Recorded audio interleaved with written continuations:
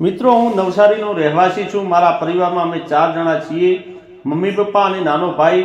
આ સિવાય અમારી વિધવા ફઈ અને તેની પુત્રી પણ રહેતી હતી। મારી ફઈ વૈદ્ય પછી કૌટુંબિક ઝઘડાને કારણે તે અમારા ઘરે રહેતી હતી અને અમારા ઘરનું ધ્યાન રાખતી હતી અને ઘરનું બધું કામ પણ કરતી હતી। આ અત્યારે જ્યારે હું 19 વર્ષનો હતો, ભણતો હતો, એક વખત મારા માતા પિતા અને ભાઈ અમારા ગામમાં ગયા હતા। 5 થી 6 દિવસ માટે હું ગયો ન હતો, કારણ કે મારા શાળાનો અભ્યાસ ચાલી રહ્યો હતો। ખરેખર મારી ફઈ અને તેમની પુત્રી ઘરના હોલમાં સૂતા હતા। મારી ફઈ થોડી જાડી હતી, પણ દેખાવમાં પણ સુંદર હતી। હું હંમેશા તેના પર નજર રાખતો હતો। તે અવારનવાર પંજાબી ડ્રેસ પહેરતી હતી।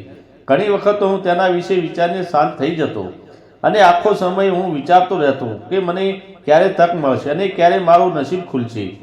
મારા માતા પિતા લગ્નમાં ગયા હતા। પછી રાત્રે જમવાનું બનાવ્યું અને અમે સાથે જમ્યા। જમતી વખતે મેં કહ્યું, ફઈને કહ્યું, તમારા રૂમમાં સીડી પ્લેયર છે તો મને એક સારી જૂની મૂવી જોવા દો। મેં મૂવી મૂકી દીધી અને હું પલંગ પર સૂઈ ગયો અને મારી ફઈ જમીન પર બેસીને મૂવી જોવા લાગ્યા।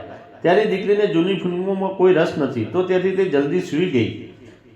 મારી ફઈને એકલી જોઈને મને ખૂબ આનંદ થયો। હું ઈચ્છું છું કે તે વિશે તેની સાથે વાત કરું, પરંતુ મારા હિંમત ન હતી। અમે ફિલ્મ જોઈ રહ્યા હતા ત્યારે રાતના 12 વાગ્યા હતા। મને ખબર નહોતી કે તેના મનમાં પણ કંઈક ચાલી રહ્યું છે, કારણ કે રૂમમાં કોઈ આવતું ન હતું અને તેમની દીકરી પણ સૂઈ ગઈ હતી। ફિલ્મ પૂરી થતાં જ મેં ટીવી સ્વિચ ઓફ કરી અને મારી ફઈએ કહ્યું, ટીવી બંધ ન કરો, હું જોઈ રહી છું, જો તમે ઈચ્છો તો સૂઈ જાઓ। મેં કહ્યું, બહુ મોડું થઈ ગયું છે, સૂઈ જાઓ।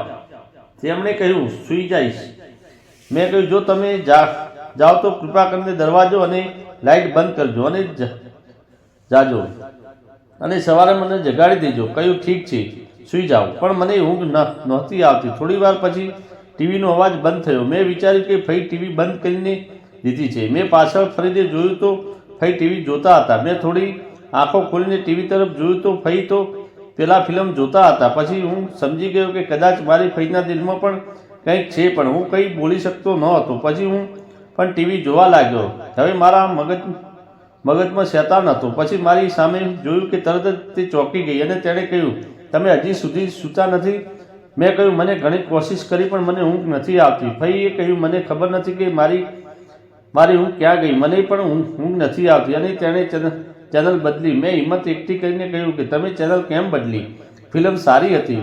ફઈ થોડું હસીને એ જ ચેનલ પાછી મૂકી અને પછી ફિલ્મ પૂરી થઈ। મેં ફઈને કહ્યું, હવે સૂઈ જાઓ, રાત બહુ થઈ ગઈ છે। એ સમયે 2 વાગ્યા હતા। ફઈએ કહ્યું, ઊંઘ નથી આવતી અને અમે વાતો કરવાનું શરૂ કર્યું।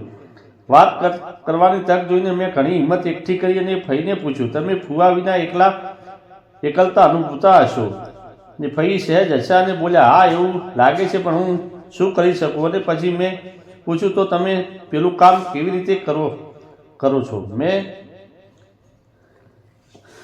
જે કહ્યું સાંભળતાની સાથે તે બોલી નહીં। મેં કહ્યું, તે બધાને જોઈએ। પછી મારી ફઈ વાતો કરે છે કે મેં કહ્યું, તે સાચું છે? તો મેં કહ્યું, તેમને કોણે કહ્યું? તેના વિના આના ચાલે? મેં કહ્યું, મેં મિત્રો પાસેથી સાંભળ્યું છે। ફઈ થોડા અચકાતા જવાબે હા। પછી મેં પૂછ્યું, તો ફઈ તમારું કામ કેવી રીતે મેનેજ થાય છે? તો એ બોલી નહીં। પછી હું આગળ ન બોલ્યો। થોડી વાર પછી મેં મારી ફઈને પૂછ્યું, તમે હમણાં જ ફિલ્મ જોઈ રહ્યા હતા તો તમને કેવી રીતે લાગી? ફઈએ કહ્યું, હું તો બસ જોઈ રહી હતી। પછી મને ખબર પડી ગઈ હતી કે ફઈને ફિલ્મ વધુ ગમે છે અને આજે આપણે તેના વિશે વાત પણ કરી શકીએ છીએ।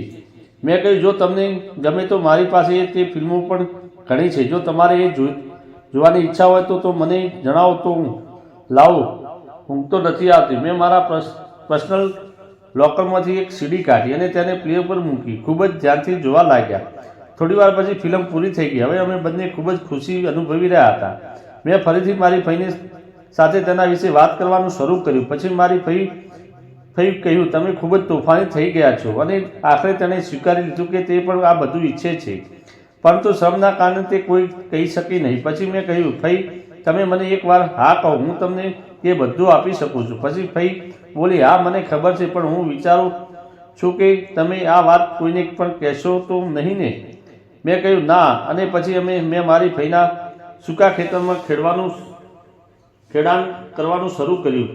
પહેલી વારમાં હળ પણ ન ચાલ્યું, કારણ કે મારી ફઈનું ખેતર ખૂબ સૂકું હતું અને હું પણ અડધણ હતો. પછી બીજી વાર મારા ફઈ મને ખેતર કેવી રીતે ખેડવું તે કહ્યું, કારણ કે તેમને અનુભવ હતો. પછી લગભગ 40 મિનિટ પછી હું થાકી ગયો હતો અને પછી અમે બંને સૂઈ ગયા અને સવારે 8 વાગે જાગી ગયા અને પછી તે બહાર ગયા અને તેમની દીકરીને પણ જગાડી.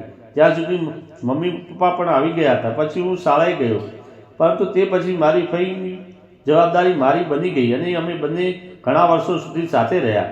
મિત્રો, આ સ્ટોરી વિશે તમારું શું કહેવું છે? કોમેન્ટમાં જરૂર જણાવો. જો વિડીયો ગમ્યો હોય તો લાઇક અને ચેનલને સબસ્ક્રાઈબ કરવાનું ભૂલશો નહીં. વિડીયો પૂરેપૂરો જોવા બદલ તમારો આભાર. ધન્યવાદ.